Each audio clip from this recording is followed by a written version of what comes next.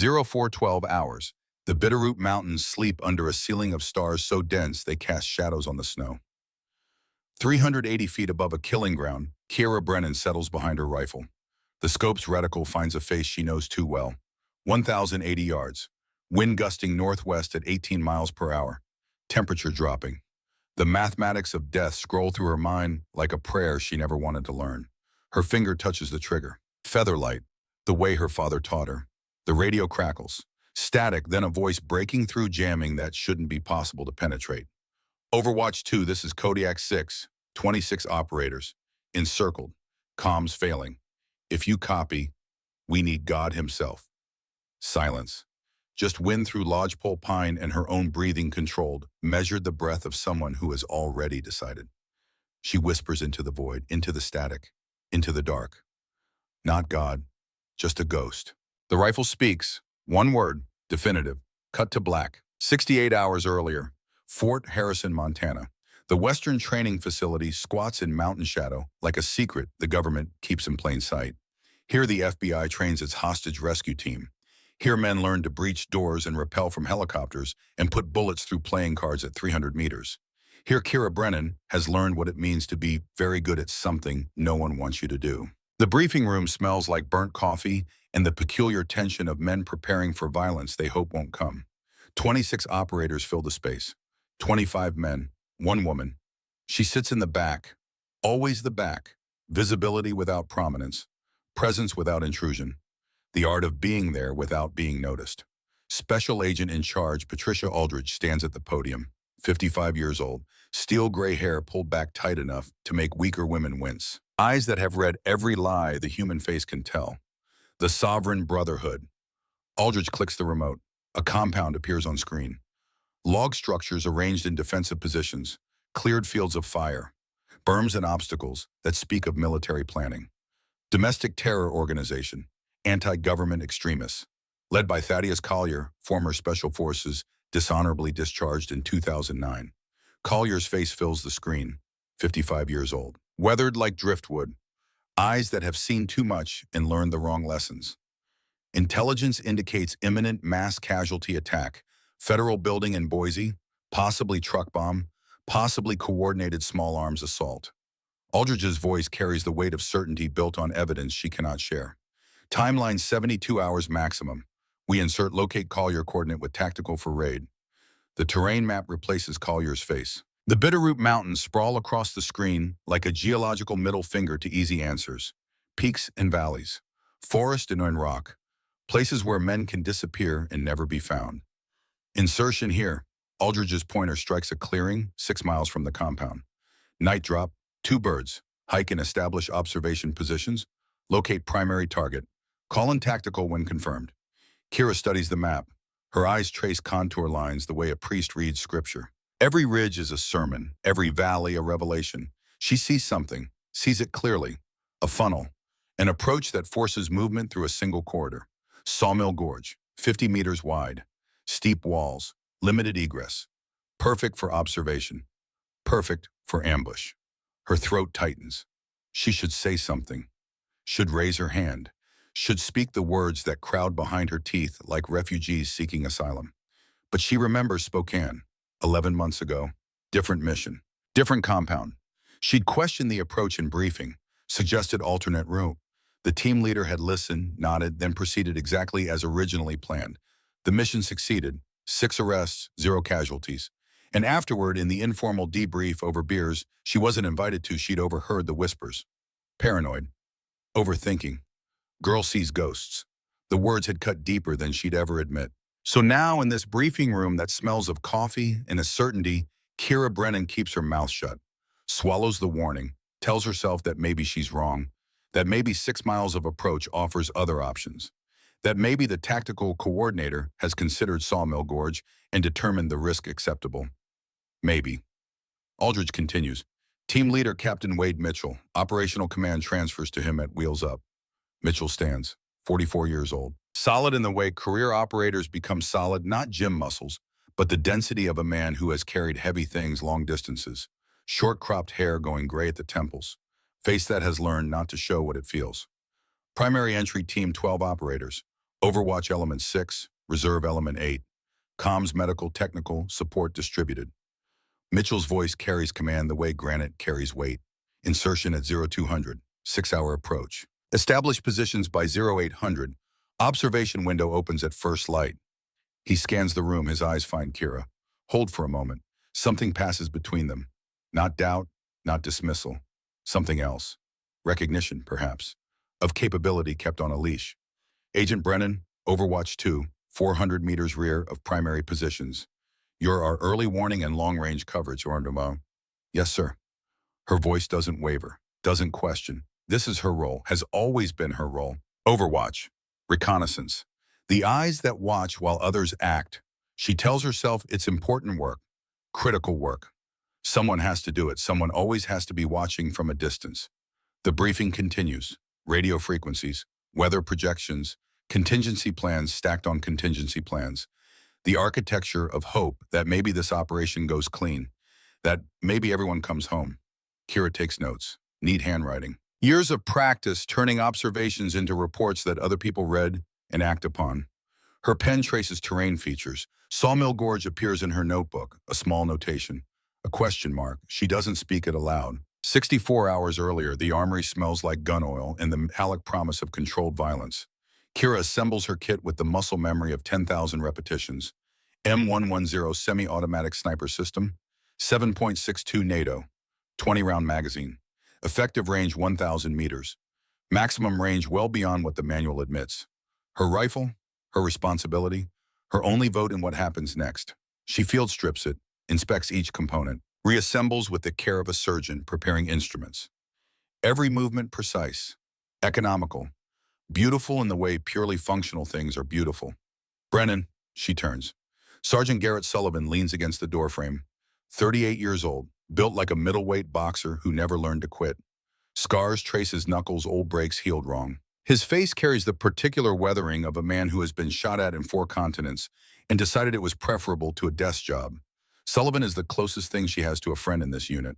Not friend in the civilian sense they don't grab coffee or discuss personal lives, but friend in the way operators become friends. He trusts her competence. She trusts his judgment. In their profession, this is intimacy. Sarge, you're quiet. Sullivan steps into the armory. Quieter than usual. And your usual is a Trappist monk with laryngitis. Despite herself, Kira almost smiles. Almost. Just thinking. About the mission, she considers lying, considers deflecting. Instead, she tells a version of truth. The approach, through Sawmill Gorge. It's a natural funnel. Sullivan nods slowly. He pulls a chair, straddles it backward. This is how he listens fully without hurry, like he has nowhere else to be and infinite time to get there. You flag this in briefing. No. Why not? The question hangs between them. Simple. Dangerous. The kind of question that requires honest answers if you respect the person asking. Because maybe I'm overthinking it. Because maybe tactical already considered it. Because, she pauses, chooses words carefully. Because last time I questioned an approach, I was wrong and I looked paranoid. Sullivan studies her face. His eyes are gray, the color of winter sky before snow. Spokane? Yes. That wasn't paranoia, Brennan. That was good tactical sense applied to incomplete intelligence.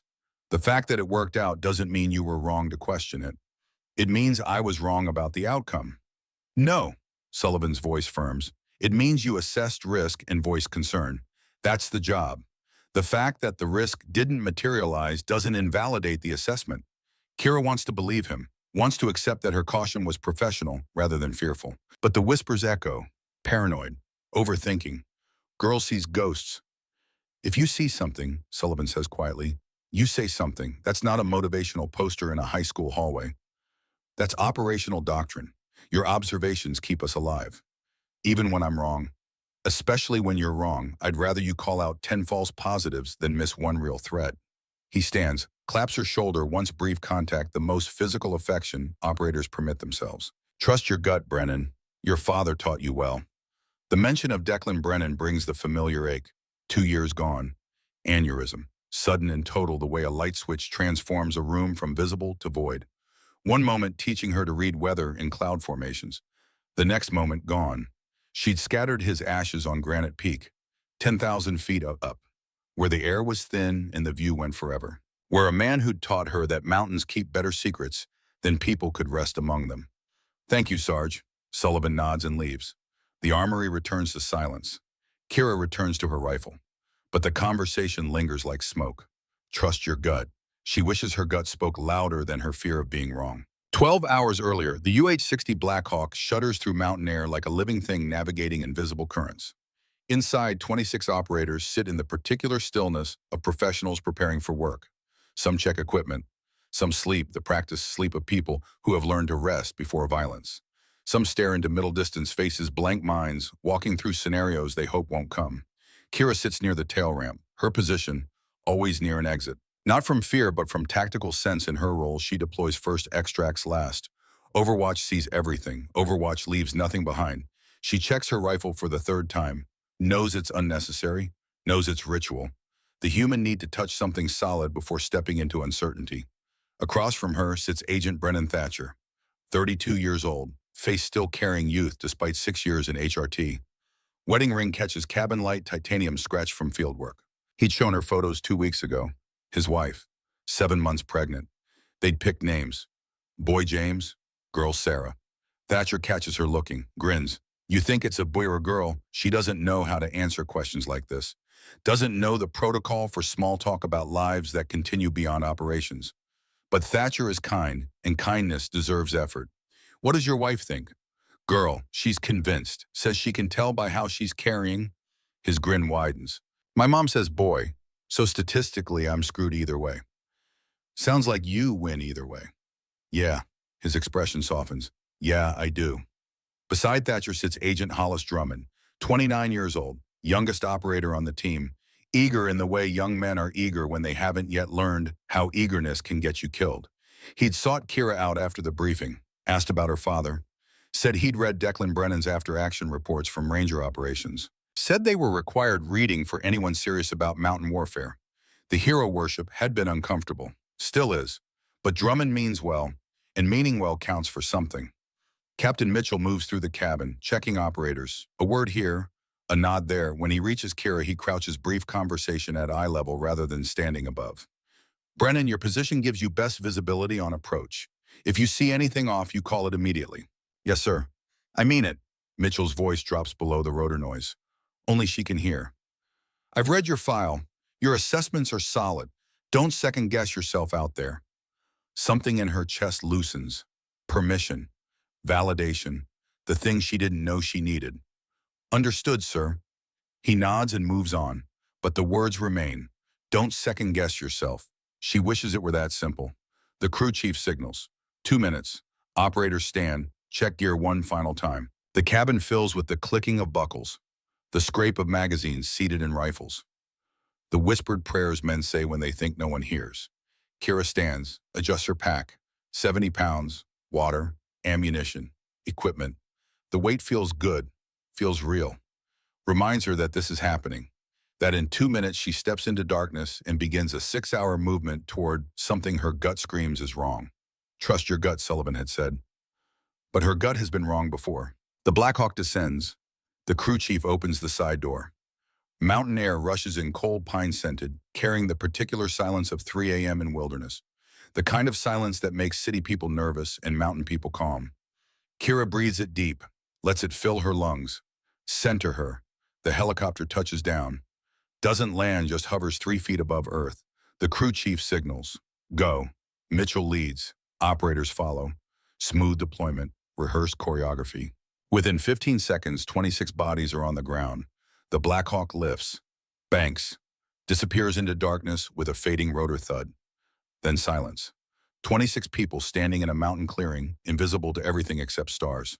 Mitchell raises a fist. Column formation. They move. Kira takes her position 400 meters behind the main element. Alone. This is her place. Her role. She activates night vision. The world transforms to green phosphor. Trees become silhouettes. Rocks become obstacles. The path ahead becomes navigable. She moves. 6 hours of movement. The approach is textbook, slow, deliberate, minimizing noise. Every hour they stop. Listen.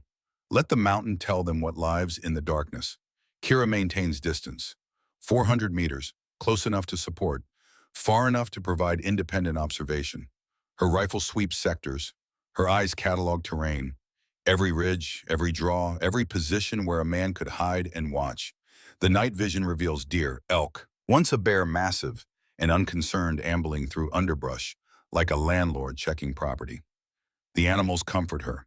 They wouldn't be here if humans had disturbed this area recently, unless the humans were very good at being quiet. At 0600, the sky begins its transition. Not light yet, but the promise of light. The stars fade incrementally. The world holds its breath. Mitchell's voice crackles through her earpiece. Subdued, professional. Overwatch 2, this is Kodiak 6. We're approaching checkpoint Delta. Confirm your position. She checks GPS. Her voice matches his quiet. Kodiak 6, Overwatch 2, 400 meters, you're 6. Terrain elevated. Good visibility on your approach vector. Copy. We're moving through Sawmill Gorge in 15 mics. Keep eyes up. Her throat tightens. Sawmill Gorge. She knew it was coming. The map showed it clearly. The approach route funneled through it. No good alternatives without adding hours to the timeline. But knowing and experiencing are different things. She moves to a position with sightlines into the gorge. Sets up prone behind a fallen spruce. The tree smells of decay and renewal bark, soft with rot core still solid. She nestles the rifle into the hollow where a branch once grew. Natural rest. Stable. Through her scope, she watches the gorge. 50 meters wide. Walls rising steeply on both sides. Lodgepole pine thick on the ridges. Good cover for observers. Too good. Her eyes scan. Searching. Looking for the thing that doesn't belong. The shape that's too regular. The shadow that moves wrong. Nothing. Maybe she's paranoid.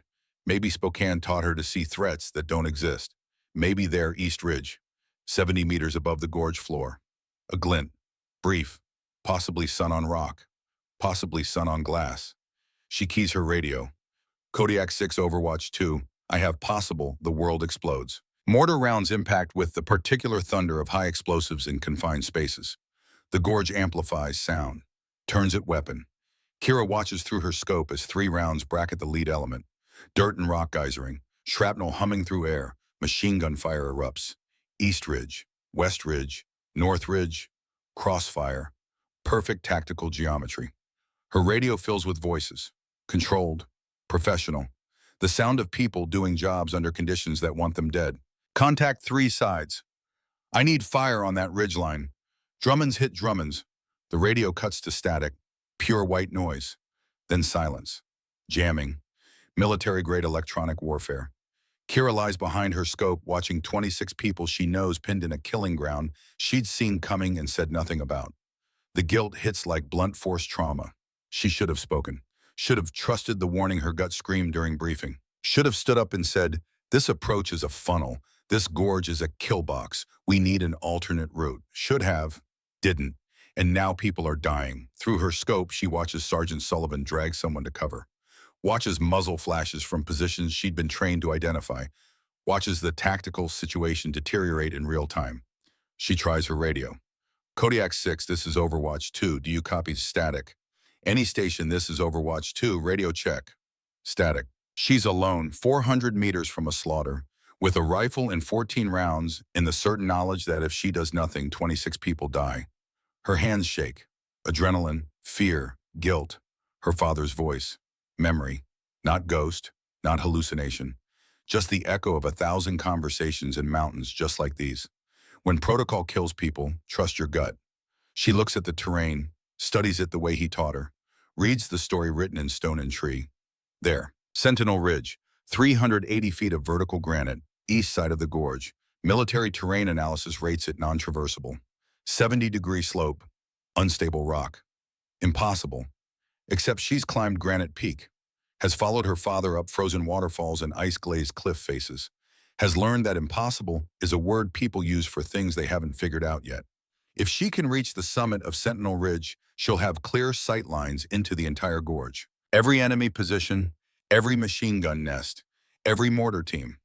If she can reach it, the odds are bad. 70% slope, loose rock, darkness fading but not gone. No climbing gear beyond basics, no backup. If she falls, she dies alone and no one will know she tried. But if she doesn't try, everyone dies together. The mathematics are simple, brutal, clear. Kira Brennan makes her choice. She strips her pack, keeps only essentials. Water, ammunition, minimal climbing gear. Everything else stays behind $90 worth of government equipment she might never retrieve. She pulls out her notepad, writes quickly. Captain Mitchell, attempting Sentinel Ridge. If I don't make it, tell Sergeant Sullivan, I'm sorry for not speaking up earlier. Brennan, she tears out the page, weighs it with a rock, knows no one will find it if she fails, knows writing it is superstition, writes it anyway. Then she moves toward the cliff. Behind her, gunfire echoes through the gorge. In front of her, granite rises like a challenge geology poses to hubris. She touches the rock. Cold, rough, indifferent to whether she lives or dies. Okay, Dad, she whispers to memory, to mountain, to the morning that cares nothing for prayer. Let's see if you taught me well enough. She begins to climb. The first handhold crumbles under her fingers like stale bread. Kira jerks her hand back. Instinct. Watches fragments of granite tumble down the cliff face. They make small sounds, clicks and taps. The sound of geology reminding humans how temporary their grip on anything truly is. She tests another hold. This one stays. She pulls, shifts weight, finds a foothold, begins. 380 feet of vertical stone stretches above her. In daylight, climbers with proper equipment would call this route aggressive. In pre-dawn darkness, with gunfire echoing from the gorge below, and no safety equipment beyond her own two hands, aggressive becomes suicidal. Kira climbs anyway. 20 feet up, her right boot slips. For one crystalline second, she hangs by her fingertips. Gravity makes its argument. Her forearms scream counter-argument. She finds purchase, pushes up, keeps moving. Her father's voice surfaces from memory. Not the comforting memories, the teaching ones, the hard ones. Pain is information, not instruction. Listen to it. Don't obey it. Declan Brennan had said that on a frozen waterfall outside Stillwater when she was 12. She'd been crying, hands numb from cold, convinced she couldn't continue. He'd waited, patient as geology, until she'd stopped crying and started climbing again. The lesson had seemed cruel then, seems essential now. 50 feet. The rock face angles slightly, not enough to rest, just enough to make the next section visible. Kira pauses, scans the road ahead. Her night vision goggles dangle useless from her neck. Can't climb and use optics simultaneously. Has to rely on emerging dawn light and the genetic lottery that gave her father's eyes. The ones that could read terrain in darkness and find paths where others saw only obstacle. Below, the sound of gunfire continues. Staccato bursts, the rhythm of suppressive fire meeting defensive positions. She tries not to think about what each burst means. Tries not to calculate ammunition expenditure rates in casualty projections. Tries. Fails. Her radio remains silent. The jammers are effective, military-grade equipment, the kind of gear that costs six figures and requires specialized training. Not the tools of anti-government militia playing soldier. Something else. Something professional. The thought makes her climb faster, reckless. She knows it's reckless. Doesn't stop. 70 feet. Her fingers find a crack in the granite. Perfect width for a jam. She wedges her hand in, twists. The friction holds her weight. She pulls. Her shoulder joint protests with the specific pain of ligaments stretching toward their structural limit. Don't obey it. She pulls harder. 90 feet. The cliff face smooths. Lichen covers the rock here. Green and orange growths that are beautiful in daylight and treacherous always. Her boot skids. She drops 6 inches before her hands catch. The jolt sends lightning through her shoulders. She hangs, breathing hard, heart hammering against her ribs like it wants out. This is the moment, the one where climbers quit or continue, where the voice that says you're going to die gets loud enough to drown out the voice that says keep moving. Kira closes her eyes, breathes, counts to 5, opens them, keeps moving. The gorge below erupts with fresh violence.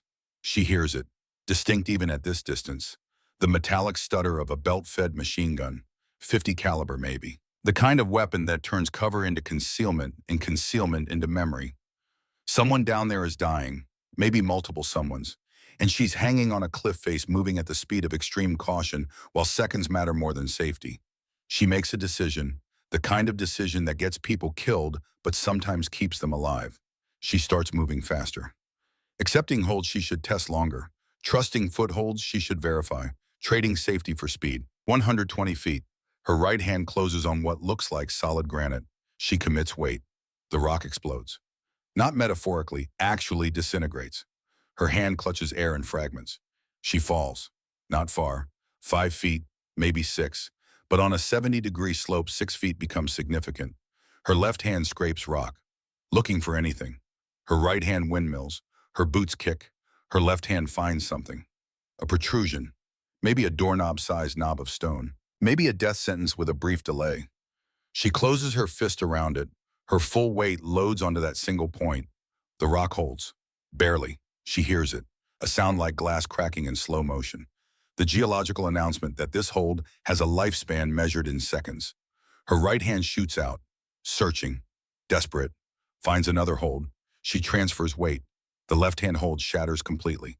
Falls past her in chunks. She doesn't watch them fall. Doesn't have time. Her right foot finds a ledge. She pushes. Her left hand finds a crack. She jams. She's moving again. Doesn't stop. Can't stop. Because stopping means thinking, and thinking means understanding how close she just came. 140 feet. A natural shelf, 18 inches deep. Enough to stand on, and Kira pulls herself onto it. Collapses.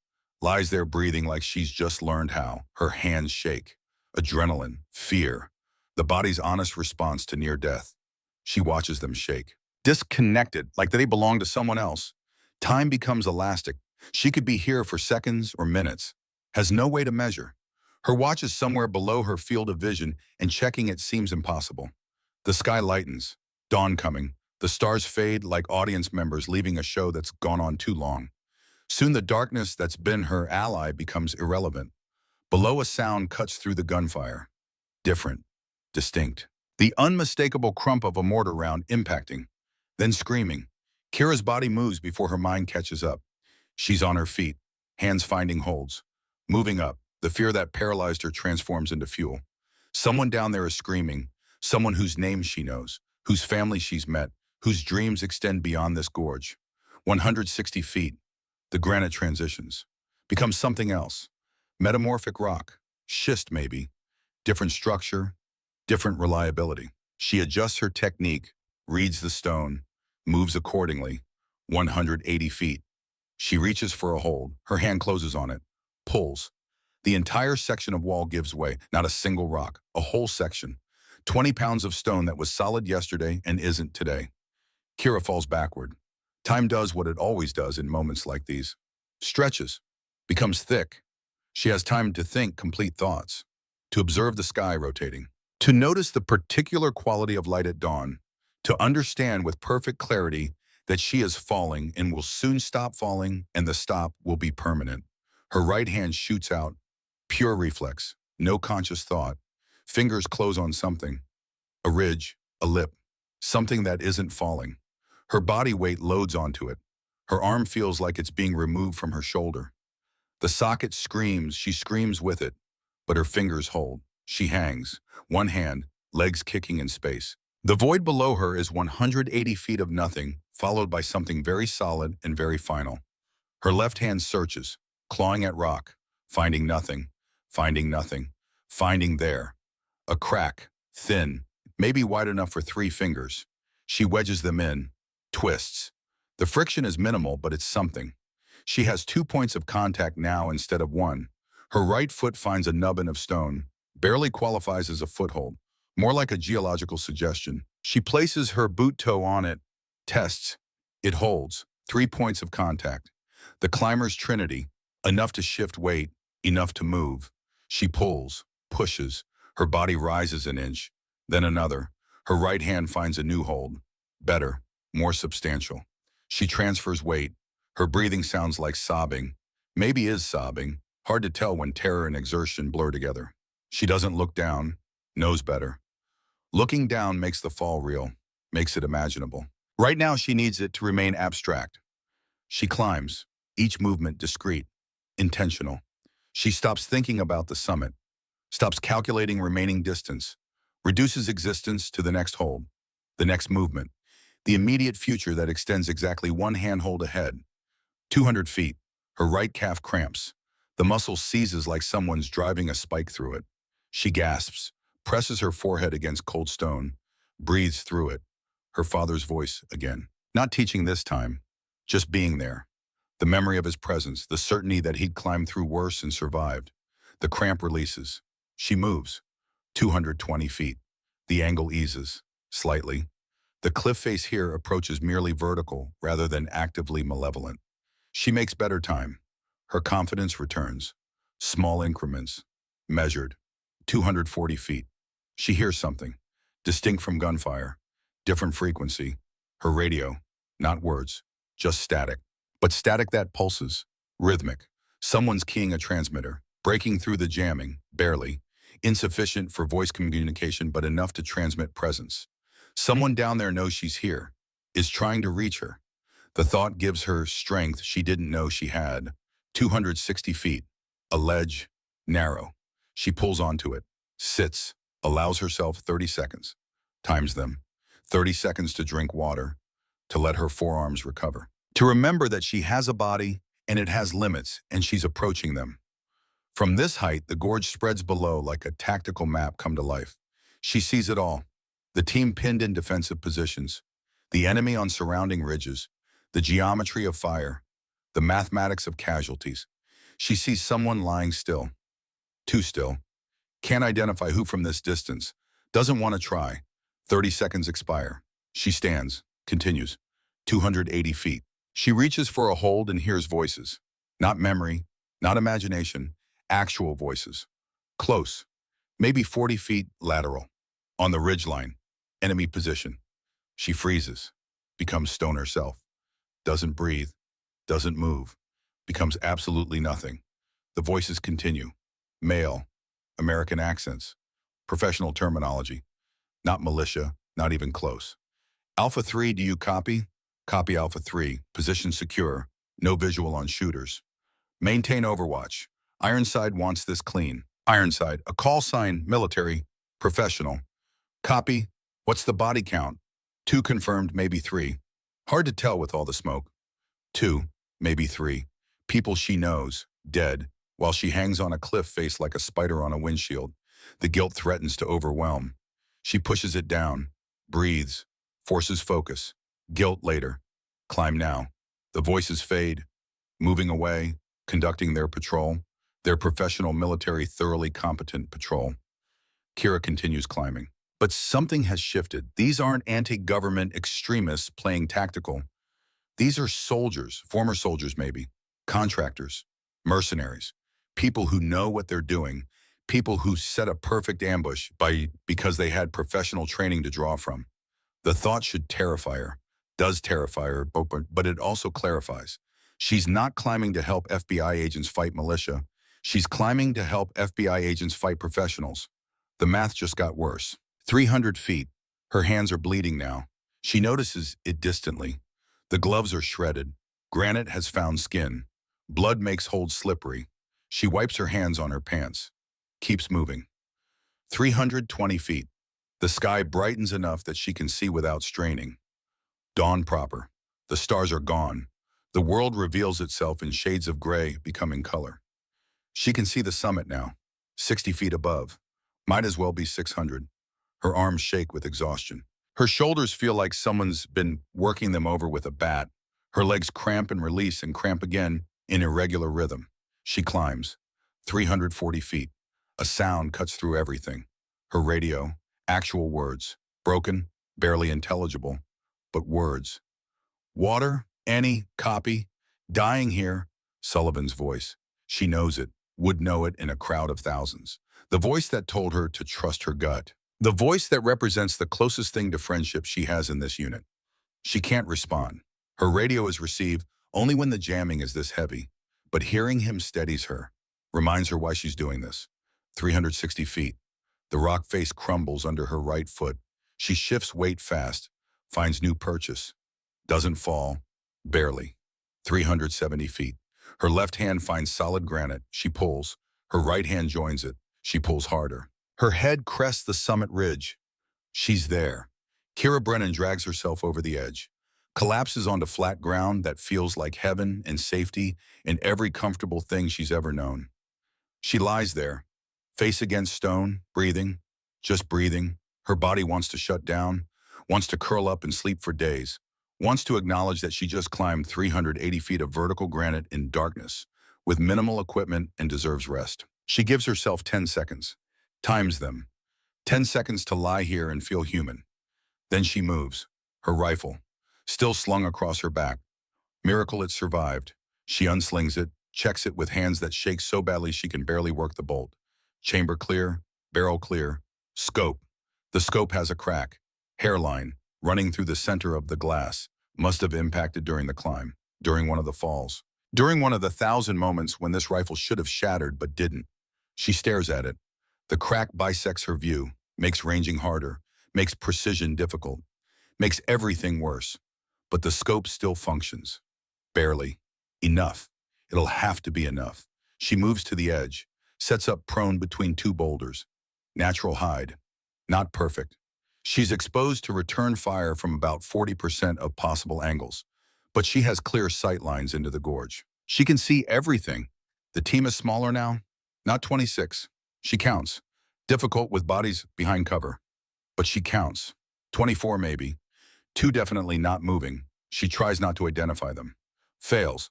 One is too big to be anyone but number focus. Identify targets, not casualties. She scans enemy positions, counts them, marks them mentally. Machine gun nests, mortar positions, squad leaders, radio operators, the architecture of professional military operations. Her hands steady. The act of preparing to shoot calms her, muscle memory taking over from panic. She's done this 1,000 times. Range, training, deployments, the ritual of setting up the shot, range card, wind flags, distance estimation. She does it all. Precise, methodical. Target 1 materializes in her scope. Enemy sniper, East Ridge, 820 yards. She can see him clearly. Prone, professional position, currently engaging the gorge below, currently killing her people. She settles in, controls breathing, finds the space between heartbeats, places the crosshairs. The crack in the scope cuts through his center mass, makes the sight picture wrong, off. She compensates, adjusts. Her finger finds the trigger. Press. The rifle speaks. Through the cracked scope she watches. The bullet impacts 6 inches left of target. The sniper doesn't fall, doesn't even flinch, just shifts position slightly. Professional response to near miss. She missed. First shot. The one that announces your presence. The one that tells everyone where you are and what you can do. She missed.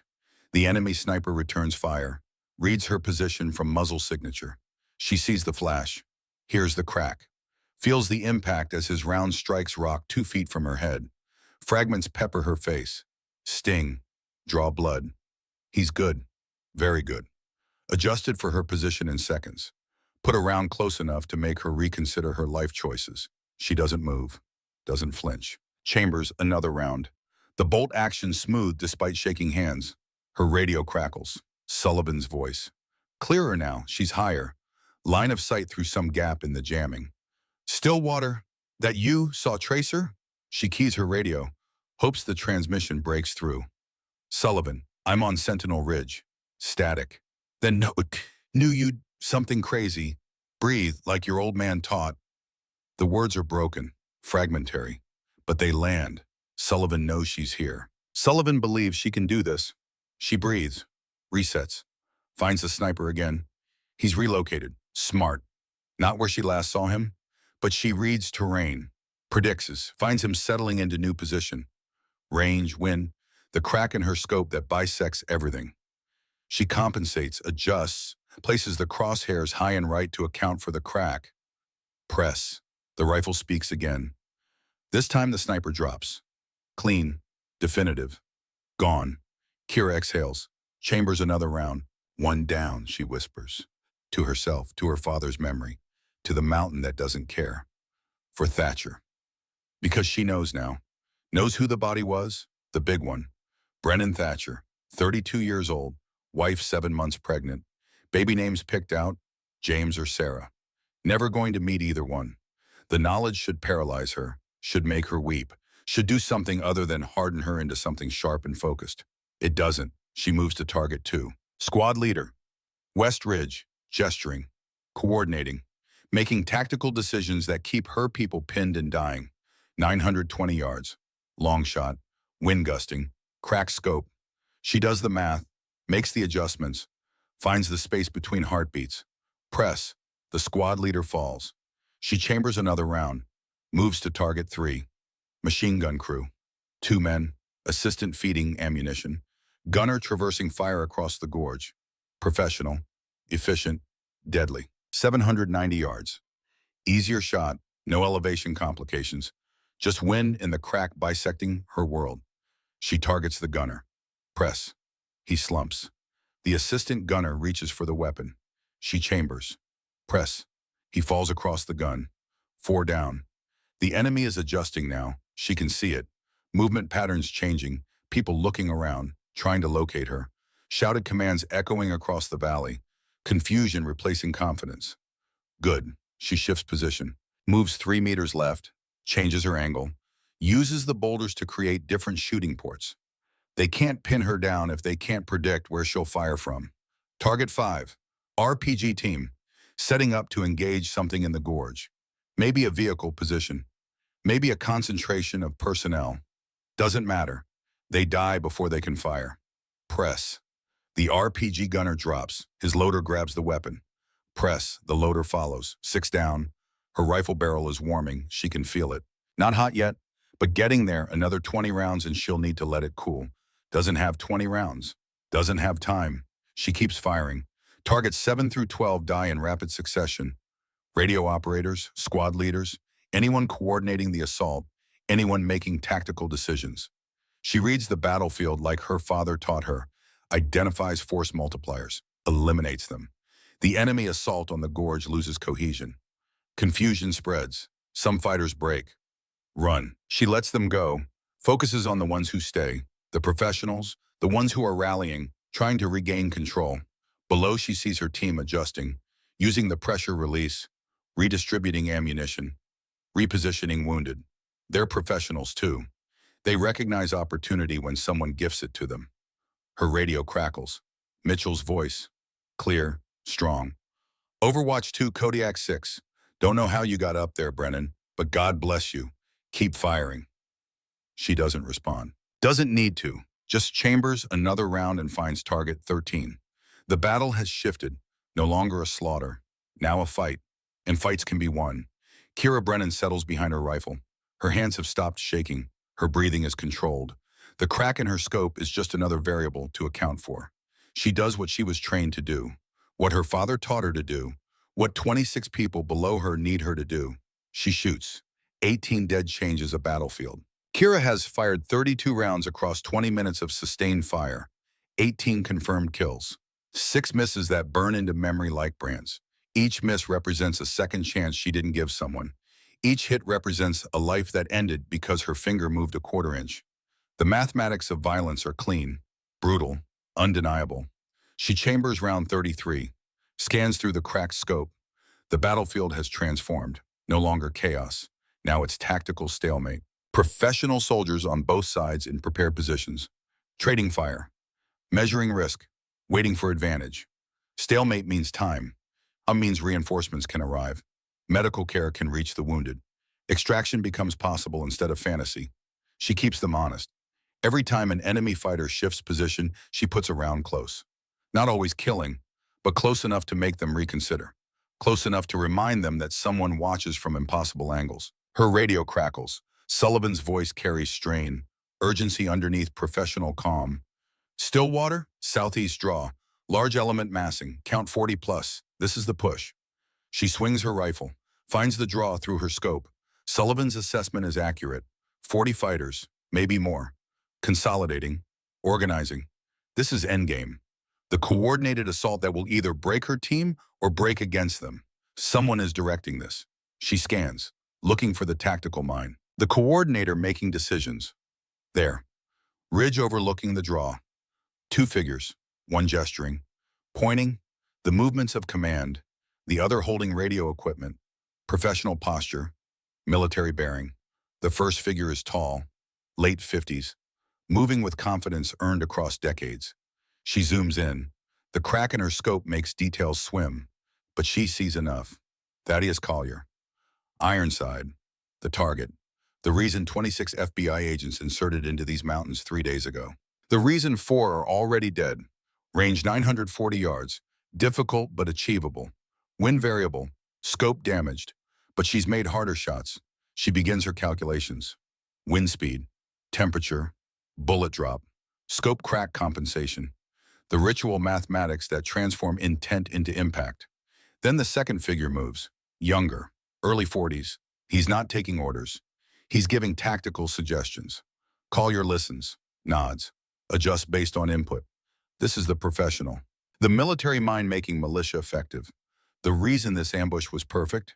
The reason Thatcher and Whitlock are dead. Kira zooms closer, fights the scope crack, tries to resolve features. The world stops. She knows that face, has known it since childhood.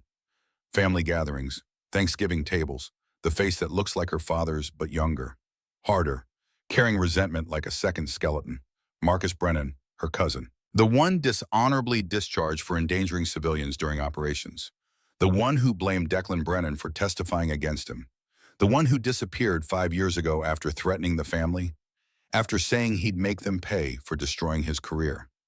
Here, coordinating an ambush designed to kill FBI agents, designed to kill her.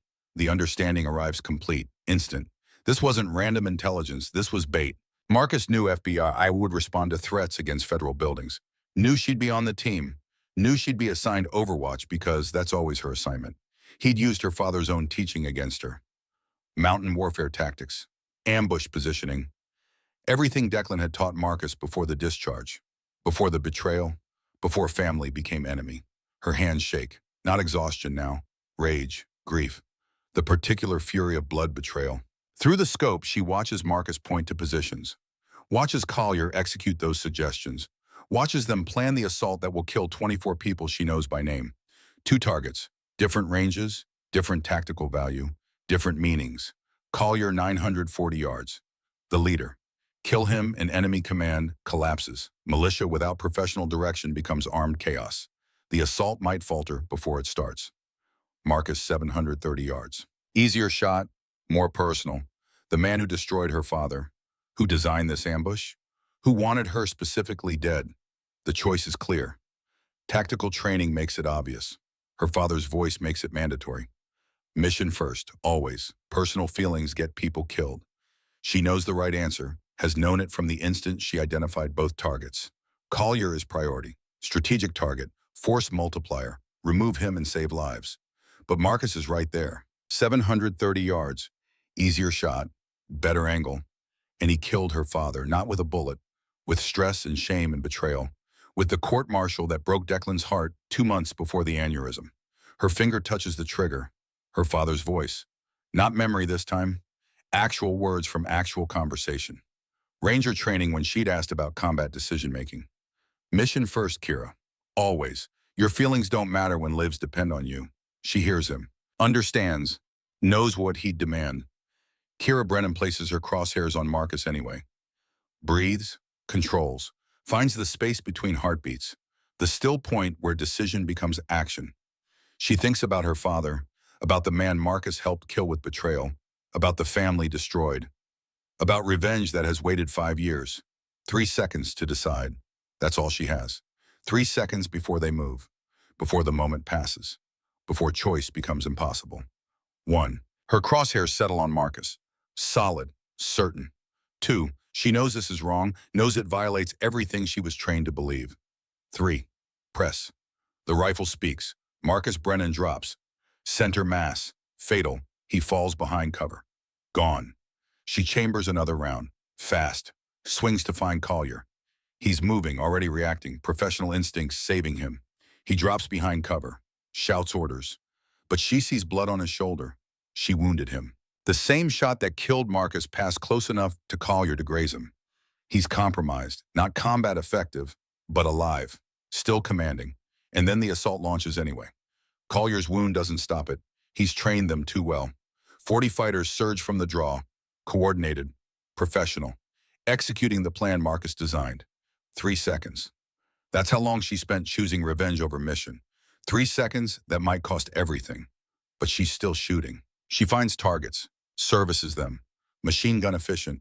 No emotion. just geometry and physics. Targets drop. The assault wave takes casualties, but they keep coming. Professional soldiers don't break easily.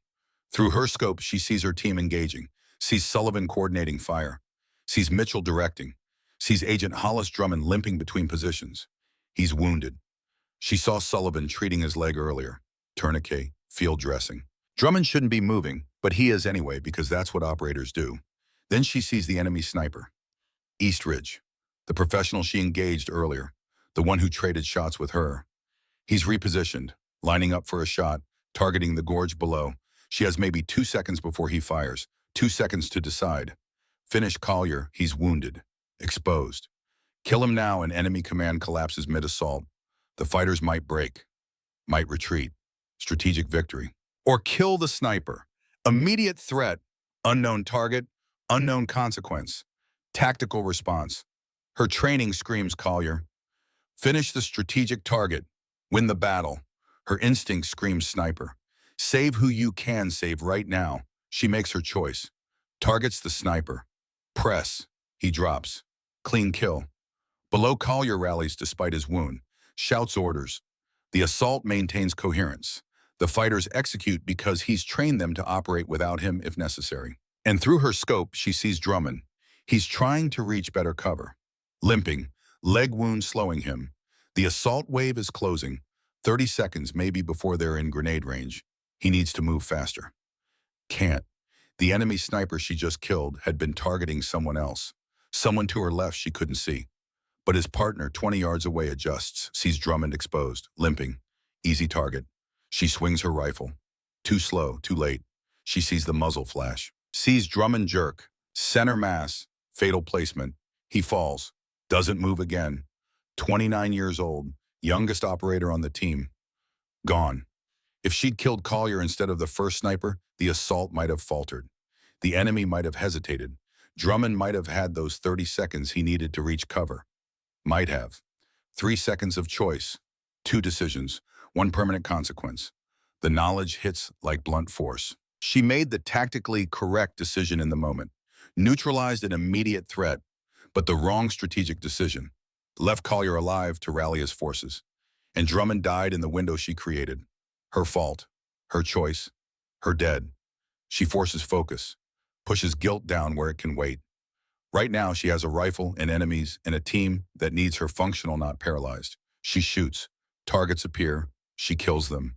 Mechanical. Precise. Each round a small piece of atonement that will never be enough. The assault wave breaks, not because of anything she does, because eventually even professionals recognize losing positions. They fall back. Regroup. The gorge returns to stalemate, but Drummond is still dead. The math doesn't change. Her radio erupts. Multiple voices, overlapping. The jamming is degrading. Enemy positions eliminated means fewer active jammers. Kodiak 6, this is Raven 1. Inbound your position. ETA 3 minutes. Helicopters. Finally, the reinforcements Mitchell called when the ambush started. Hours late, but coming. Raven 1, Kodiak 6. Gorge is hot. Multiple wounded. We need immediate extract. Copy. Coming in, guns up. Kira scans for helicopter threats. Finds them immediately. RPG teams, 2 of them, East and North Ridges, setting up. Professional patience. They'll wait until the helicopters commit. Then fire. Maximum effect. She has 4 rounds remaining. 2 teams. 2 shooters per team. Math that doesn't work. She targets East team first. Closer. More immediate. The gunner lining up his shot. Loader feeding the rocket. Professional choreography that ends in helicopter wreckage. Press. The gunner drops. The loader grabs the weapon. She chambers. Press. He falls. 2 rounds left. 1 team remaining. 1 helicopter carrying 24 lives. She swings to North team. They've watched their counterparts die. They're adjusting, moving to cover, learning. She finds the gunner, partially exposed. Press. He jerks, hit, but not down. The loader drags him to cover. 1 round left. The team is wounded but operational, and helicopters are inbound. The Blackhawks thunder into the valley, 2 of them. Door gunners already firing. Tracers arc like prayers written in light. The sound drowns everything. Rotor wash transforms the gorge into dust storm. Chaos returns. The North RPG team fires. Kira sees rocket exhaust, sees the weapon buck. Sees the missile track. The lead helicopter pilot sees it too. Banks hard. Flares deploy. The rocket adjusts. Tracks. Closes. Detonates. Not direct hit. Close enough. Shrapnel peppers the tail section. The helicopter yaws, wobbles. The pilot fights controls. Stays airborne. Barely. The loader is reloading. We'll fire again in seconds. We'll succeed this time. We'll kill everyone aboard. One round, one shot. Range 810 yards. Wind gusting. Moving target. Cracked scope. Hands shaking from exhaustion and adrenaline and guilt that won't wait anymore. Kira settles behind her rifle. The scope crack bisects the world. Her hands shake. Her shoulder aches. Her head pounds. Every physical complaint the body can manufacture. She ignores all of it. Her father's voice. Final lesson. Granite Peak. Day before he died. She'd asked about fear. About functioning when everything screams freeze. You don't eliminate fear, you make it irrelevant. Focus so completely on the task that fear becomes background noise. She focuses. Narrows existence to crosshairs and breathing. The crack in the scope is just glass. The shake is just fatigue. The guilt is just noise that can wait. She finds the loader, finds the space between heartbeats, finds the still point. Press. The rifle speaks its final word. The loader drops. The RPG clatters down rocks. The thread ends. Her magazine is empty. She's done. Everything she came to do and more than she should have survived. The helicopters land, hover 3 feet up, ropes deploy, her team grabs on, starts ascending, wounded first. Always. Even in chaos, protocol matters. She watches through empty rifle, watches Sullivan helping someone up, watches Mitchell coordinating, watches her team extract from a gorge that tried to become their grave. Then something hits her, not metaphorically, actually impacts her left shoulder. The force spins her, slams her against rock. World becomes pain. She's been shot. The knowledge arrives distant, academic. She looks at her shoulder. Blood, entry wound, small, professional marksmanship from someone who found her position. Return fire. She'd focused so completely on the helicopters, she forgot to protect herself. Amateur mistake that should be fatal. But the bullet missed bone, missed artery, just muscle. Hurts like someone drove railroad spike through her, but she's not dying, not yet. Her radio crackles. Sullivan's voice. Urgent. Stillwater, we see you hit. Stay there, we're coming. She tries to respond. Radio is dead, hit by same bullet maybe, or just finally quit. She lies there, bleeding, watching her team extract, watching helicopters lift, watching them leave. Then the second helicopter banks, comes back. Can't land on the narrow summit, but hovers close. Door gunner providing suppressive fire. Sullivan visible in the door. Rope in hand, he throws it. The rope falls across rocks 3 feet away. She stares, her left arm doesn't work. Shot shoulder, right arm shakes. The rope might as well be miles. Sullivan's voice carries over rotor wash, shouting, Brennan, grab the rope. We don't leave people. She reaches. Right hand closes on nylon. She pulls, tests, it holds. Her body screams protest. Every muscle spent. Left shoulder ruined. Right arm exhausted. She pulls anyway. Hand over hand, inch by inch. Blood making rope slippery. Hand cramping. Helicopter drifting in wind. Sullivan shouting encouragement she can't hear. She pulls. Doesn't think. Doesn't calculate. Just executes next movement. Then next. Existence reduces to grip and pull and breathe. Hands grab her. Sullivan, another operator. They haul her aboard. She collapses on metal deck. Cold. Beautiful cold. Safe cold. The helicopter banks away, gains altitude. The gorge falls behind. The battle falls behind. Everything falls behind. Sullivan's face appears above her. Assessing. His hands already working. Pressure bandage. Efficient movements. You climb Sentinel Ridge. Not question. Statement wrapped in disbelief, wrapped in certainty. She nods. Can't speak. Too tired. 26 confirmed kills from impossible position with damaged equipment. She shakes her head. Finds voice. Hoarse. Broken. 18. 6 misses. And I killed Marcus. My cousin. He coordinated the ambush. I chose him over Collier. Then chose wrong again. Drummond died because I made the wrong call twice. Sullivan's hands pause. Marcus Brennan. He wanted me dead. Used my father's teaching against me. and I let it compromise my judgment. Chose revenge first. Chose tactics wrong second. Both times cost lives. The confession empties her, makes it real. She chose wrong. Twice. And Drummond paid. Sullivan's hands resume work. Drummond took a chest shot during the assault. High-quality sniper. Nothing you could have prevented. I could have killed Collier when I had him wounded. Could have broken the assault before it started. Drummond would have had time. Would have lived. Could have. Or could have gotten yourself killed trying. Tactical decisions under fire don't come with certainty. But she knows the choices she made, knows the math. 22 saved, 4 dead, 2 errors, all permanent. The helicopter races toward base, toward safety, toward aftermath. 4 days later, Kira sits in briefing room, left arm in sling, shoulder healing. Doctors say 6 weeks to full recovery. She doesn't tell them some wounds don't heal on schedules. S-Ace Patricia Aldridge sits across from her, Captain Mitchell beside her, Sergeant Sullivan as witness. After action review, official accounting, Aldridge's face is professionally neutral, the face of someone who has read reports, who knows body count, who understands tactical situations. Agent Brennan, your intervention prevented catastrophic casualties. Captain Mitchell's assessment indicates you were a decisive factor in team survival. Kira waits. However, Aldridge's tone doesn't change. You violated protocol, conducted unauthorized movement, made tactical decisions without consultation. Yes, ma'am. You also disclosed during medical debrief that you engaged family member, Marcus Brennan, your cousin, that you made what you characterize as tactical errors. First, choosing to engage Marcus instead of primary target Collier. Second, choosing to neutralize an enemy sniper instead of finishing wounded Collier. Kira meets her eyes, doesn't flinch. Yes, ma'am. Agent Drummond died during the assault that followed my second error. If I'd eliminated Collier when he was wounded and exposed, the assault might have faltered before starting. Drummond might have had time to reach cover. Might have lived. Mitchell shifts. Brennan, you can't know, she cuts him off, gentle but firm. Sir, respectfully, I made wrong calls. Emotion first, then tactical miscalculation. Agent Drummond is dead. Agent Thatcher. Agent Whitlock. Agent Moss. 4 families received flags because I made errors. Silence fills the room. Aldridge studies her.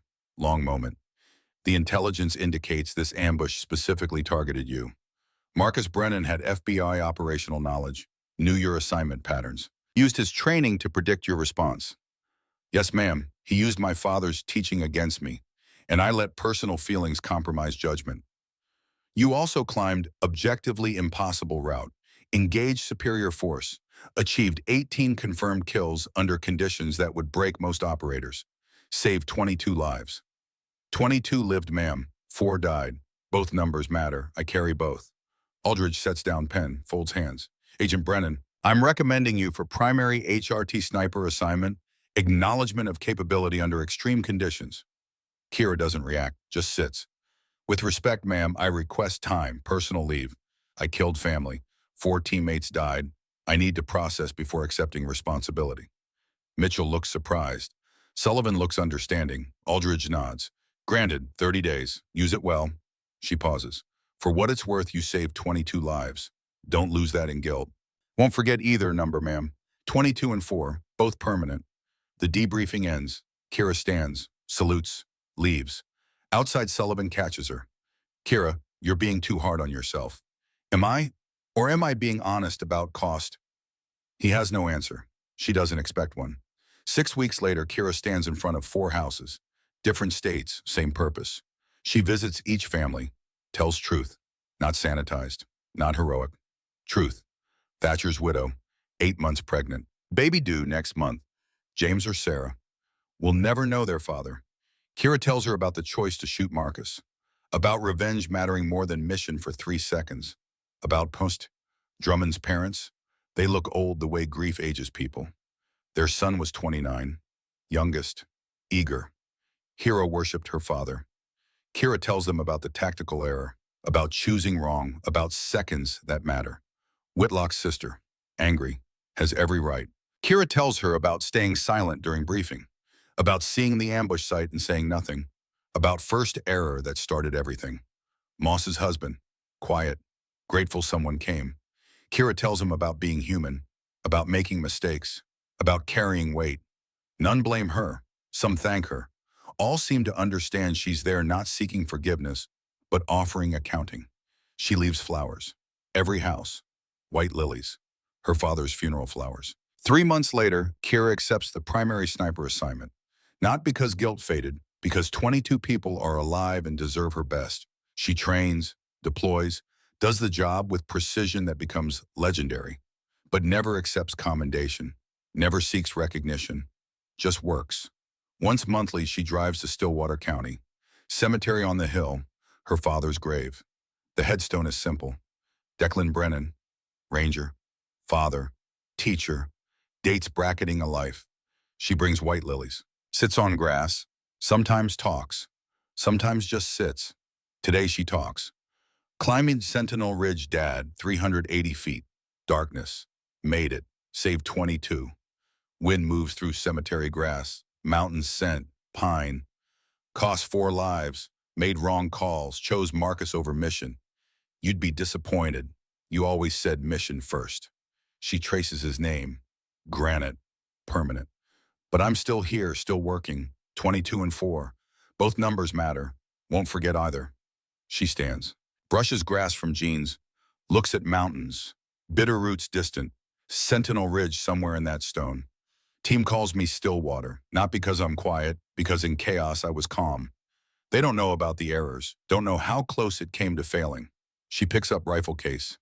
Government issue. New M110. New scope. No cracks. But she keeps the old one. Reminder. Next month, same as always. Flowers, numbers. Trying to make it balance. She walks to her truck. Gravel under boots. Behind her headstone stands. Silent. Witness. In the truck, she pulls out notebook. Opens to familiar page. The note from before the climb. Captain Mitchell, attempting Sentinel Ridge. If I don't make it, tell Sergeant Sullivan, I'm sorry for not speaking up earlier. Below it added later different ink. 4 names, Thatcher, Drummond, Whitlock, Moss, 22 survivor names. Both lists, below both added today, fresh ink, 3 seconds. 2 choices, both wrong. All permanent. She closes the notebook, starts the engine. Mountains wait, job waits, numbers wait. 22 saved, 4 lost, 2 errors. Some debts can't be repaid, only carried. Some choices can't be unmade, only learned from. Some numbers don't balance, only exist. Kira Brennan drives toward whatever comes next. In the mirror, cemetery fades. Her father's grave. Mountains. The place where she learned that right choice and survivable choice aren't always the same. That sometimes you only learn which is which 3 seconds too late. That the difference between hero and failure is which numbers people choose to count. She carries both. Always will. 22 reasons to continue. 4 reasons to never forget cost. The road stretches ahead. Behind mountains hold secrets. The story of a woman who climbed impossible stone, who made right choices and wrong choices, who killed 18 enemies and lost 4 friends, who carries the weight of both. Forever. The numbers carved deeper than granite. The choice is permanent as stone. The math that never balances but always matters. 22 and 4. Both true, both permanent, both hers.